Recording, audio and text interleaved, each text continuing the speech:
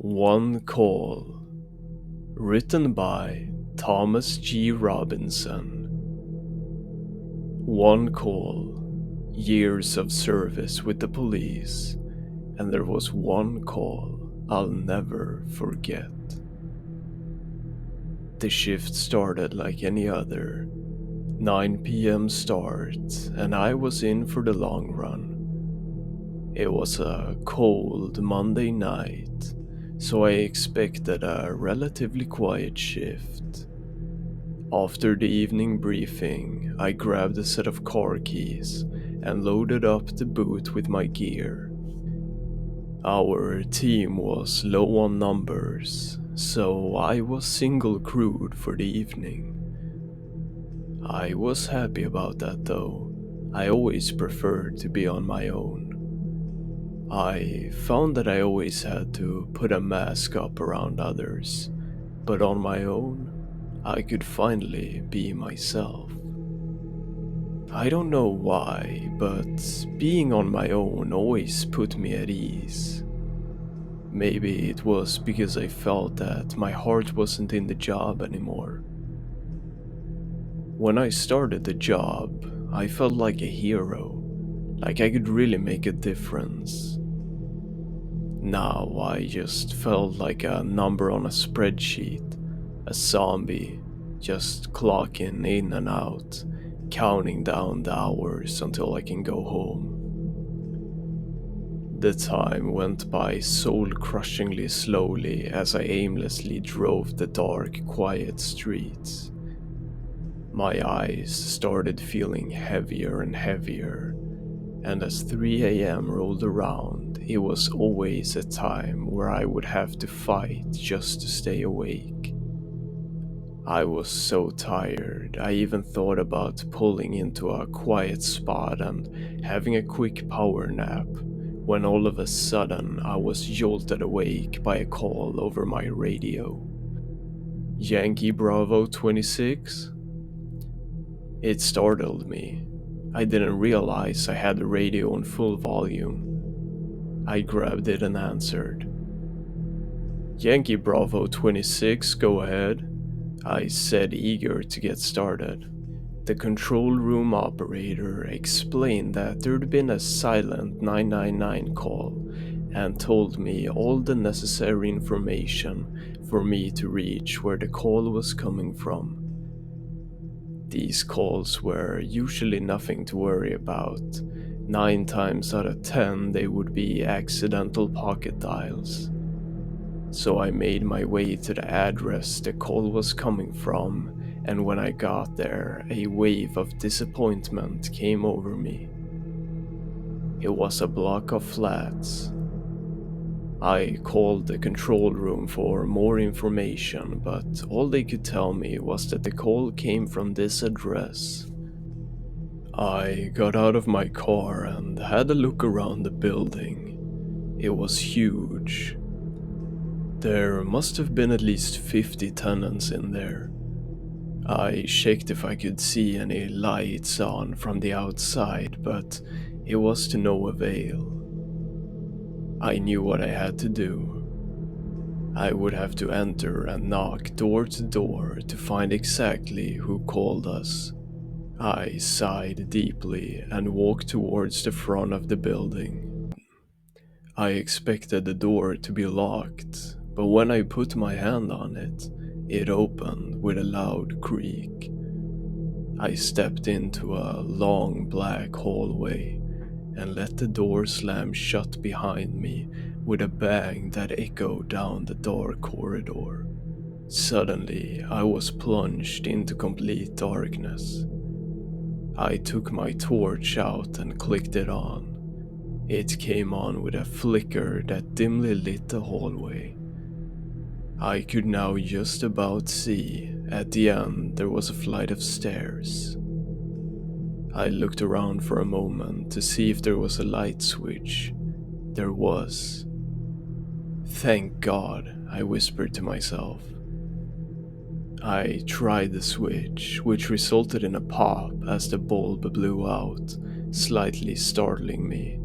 All I had now was my torch to light the way and slowly I made my way forward to the flight of stairs ahead of me. When I reached the top, another long, pitch-black corridor greeted me. This one, however, had doors on either side. I shone my torch over them. They looked old, with paint crumbling off all of them. I looked down and noticed for the first time how dirty the floor looked. And that wasn't the worst of it. There was a terrible stench in the air. It was awful. It smelled like a dead animal or rotting food.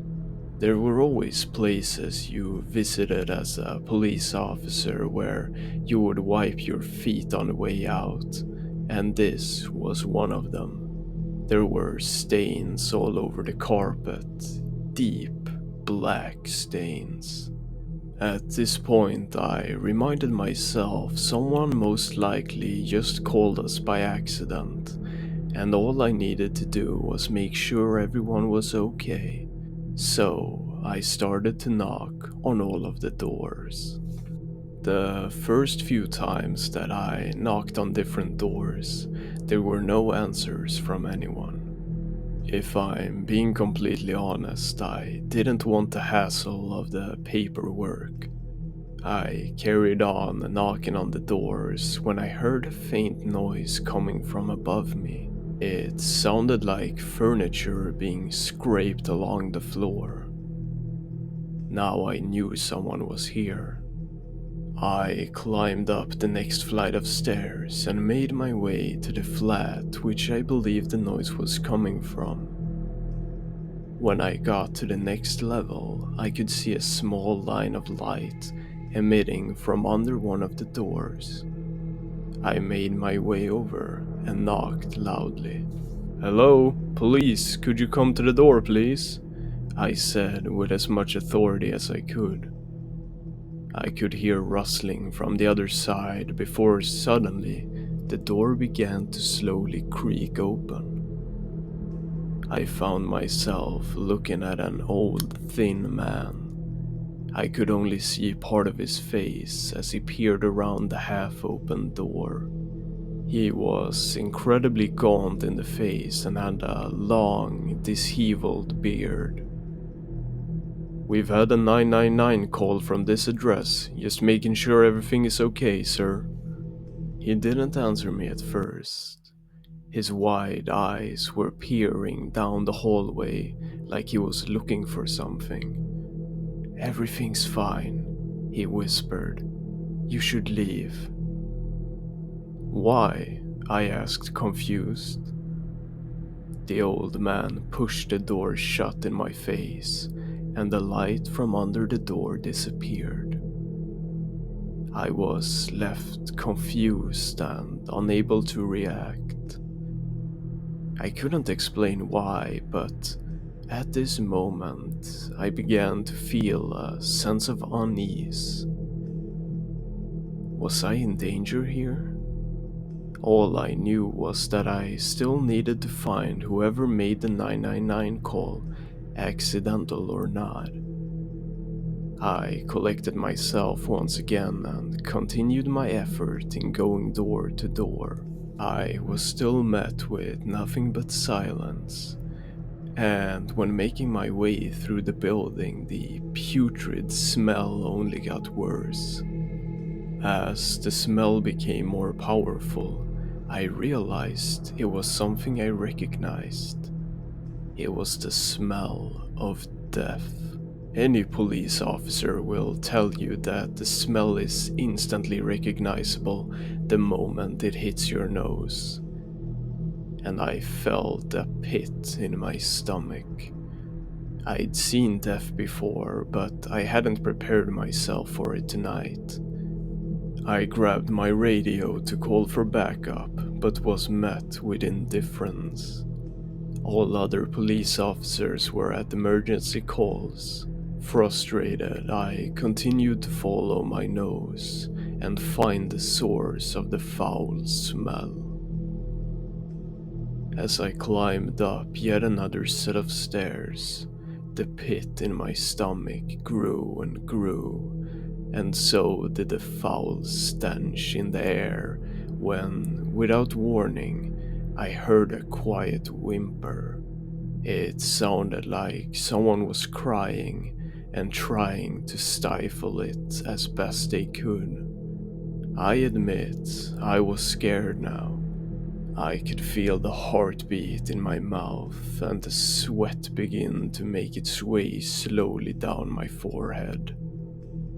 The quiet whimper continued. "Who's there?"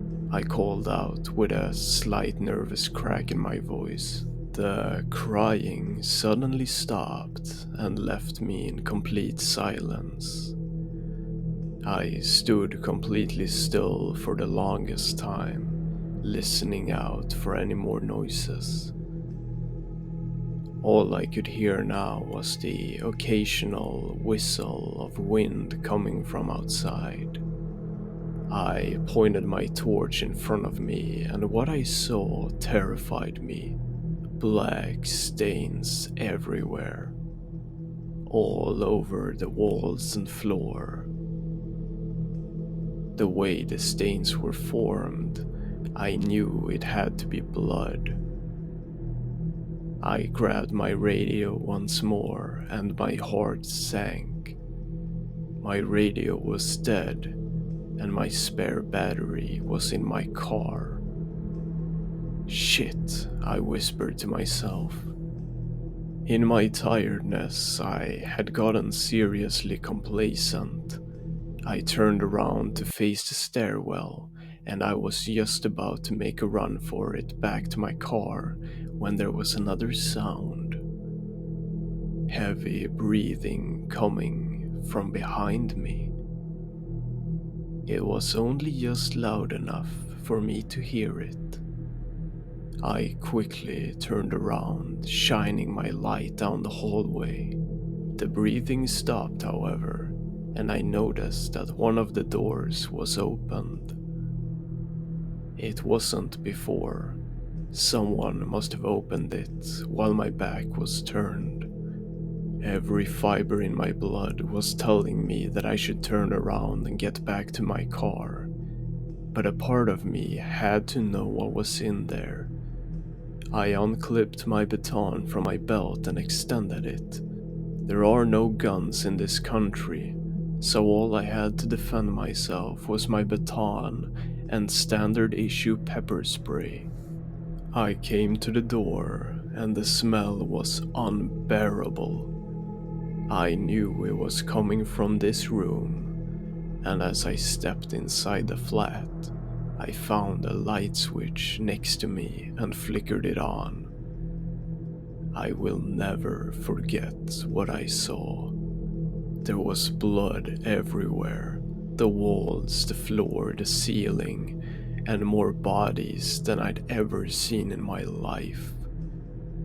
They were all naked and strung up like pigs in a slaughterhouse. They were emaciated and pale gray. Some looked as if they'd been there for months, and some looked like they'd only just been strung up.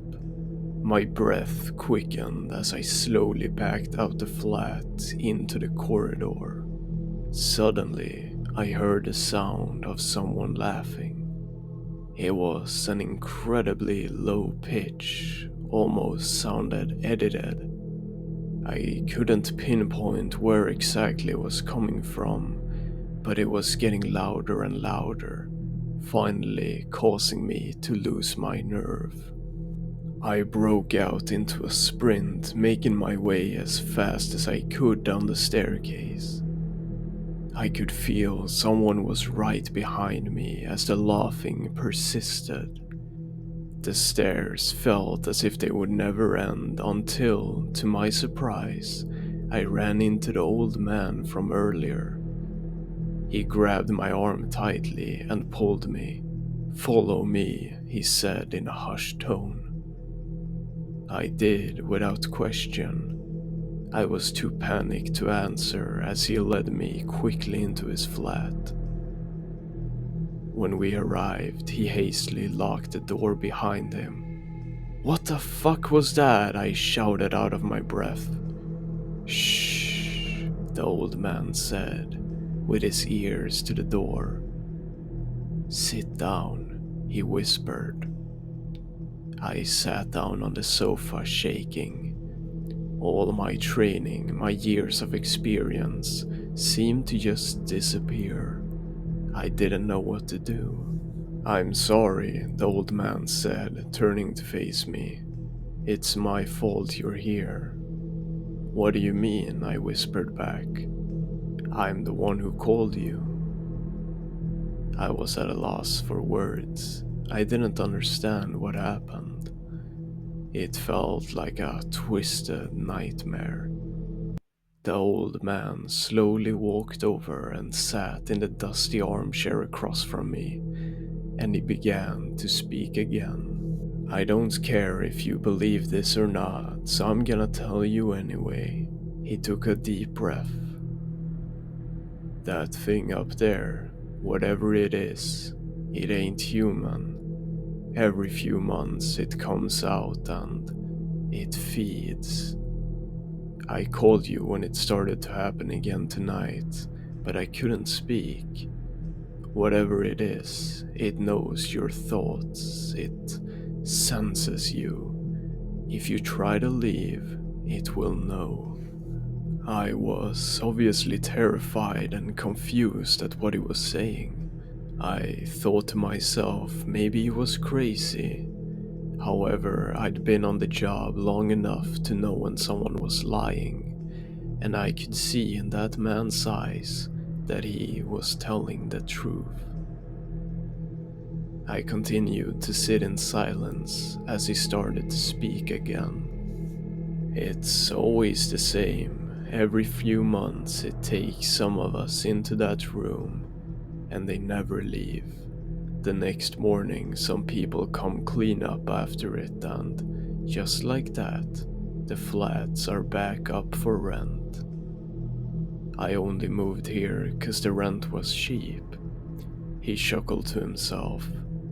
"Now I know why," he sighed. "It knows to pick the ones people won't miss as well. It's like it can read your mind. It gets into your head. I don't know why it's never picked me, but I do know that anyone that tries to leave or tries to find help ends up in that room." "So, what the hell do we do?" I said, still panicked. "We stop." Suddenly, the old man was interrupted by 3 loud knocks on the door. We sat staring at it, not moving as the doorknob started to rattle. "Don't move," the old man whispered. I couldn't move anyway. I was frozen.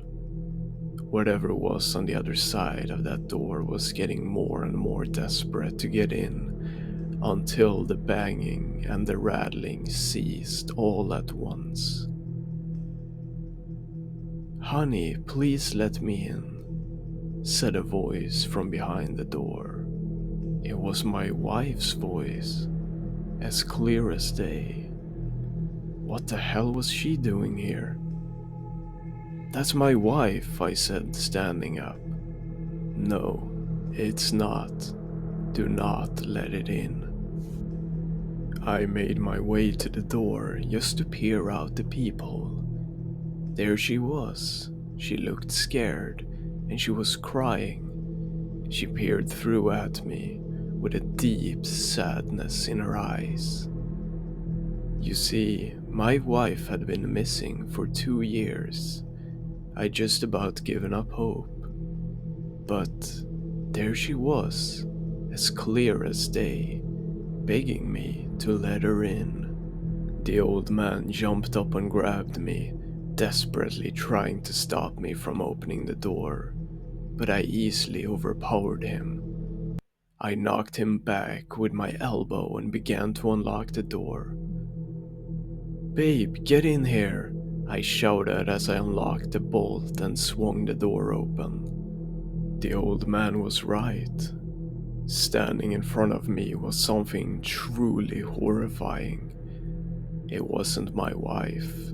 Its body was thin and tall, its arms long, almost touching the floor. Its skin was pale blue and its veins were red. Its mouth was just a small hole in the middle of its face, and it had no eyes. It quickly cocked its head from left to right, seemingly looking between me and the old man. Each time the head moved, a sickening crack of its neck would follow. "You fucking idiot," said the old man. "You gave it permission." Suddenly, with great speed, the creature pushed me aside and leapt towards the old man. It all happened so quickly, and in a flash the creature grabbed him by the leg and pulled him out into the corridor. His screams echoed down the hallway as he and the creature disappeared into the darkness. I stood in fear as the screams continued. That thing was torturing him up there, I knew it. I put my hands over my ears. I couldn't bear to hear it anymore. I had to get out of here. The old man's screams continued to echo through the building. For a while I was unable to move, unable to think. I was too afraid. However, I remembered my duty. I remembered why I had joined the force all those years ago, before life and the job had ruined me. I was supposed to protect. That was my job. So I steadied myself once more and made my way upstairs through the oppressive dark, the familiar stench guiding me to that room of horrors. I made it to the floor where the room was and shined my torch down the hallway. The desperate screams of the old man had stopped now. I knew I was too late, but I made my way forward anyway, and as I got closer, I heard a faint crack. It was that thing moving. I snuck closer. Now I could hear the sound of it breathing. I creeped even closer until I was almost at the entrance of the room, where I noticed a hand slowly reaching around the door frame. I stood and waited, staring at it, its long claws tapping rhythmically against the wood. That's when the laughter started once more. It was louder this time, and I felt as if the sound was coming from deep in my mind. "He's gone, I'm afraid," a voice said. The voice felt like it was right next to my ear, causing me to flinch. It continued to talk to me. I was frozen, almost like it was controlling my movement. "We can help each other. We can be friends," the voice carried on. It slowly stepped out in the hallway, revealing itself once again. Slowly it turned its head towards the room. "You know it's your fault he's dead." The voice in my head was so painful to listen to. It felt like pins being pushed into my skull. "Just like your wife," it said, laughing. "Maybe if you hadn't been so obsessed with work, taking extra shifts, only ever thinking of yourself, you might have been there to stop it happening." The pain was unbearable now. unlike anything I had felt before. But despite the pain, I managed to remember something the old man said. It knows who won't be missed. It means it must have selected its victims so it won't be caught.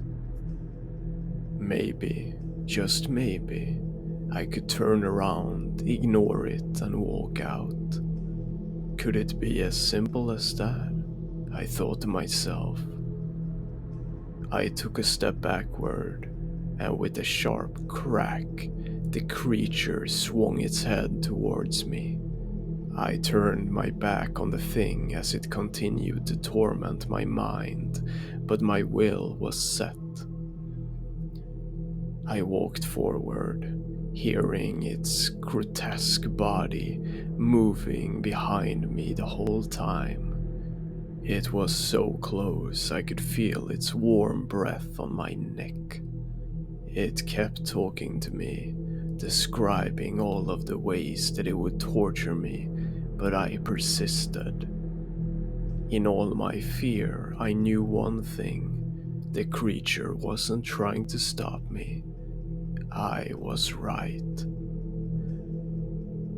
As I got closer, something happened then that I didn't expect. The thing started to become desperate, begging me to stay. "I can help you," it spoke. "You could live forever. I did it for the piece of shit that owns this place. I could do it for you. Fame, money, whatever you want, it could be yours." I found its desperation oddly comforting. I felt like I'd beaten it, and just like that, I found myself at the exit. As I opened the door, I heard it scurry back up the stairs behind me, but not before it left me with one more voice in my head. "I know you now. I'll find you anywhere you go." I stepped outside, slammed the door behind me, and breathed a sigh of relief. I sat in my car for a while, trying to process if anything I had seen was real. I knew there was no one in the whole police force who would believe me.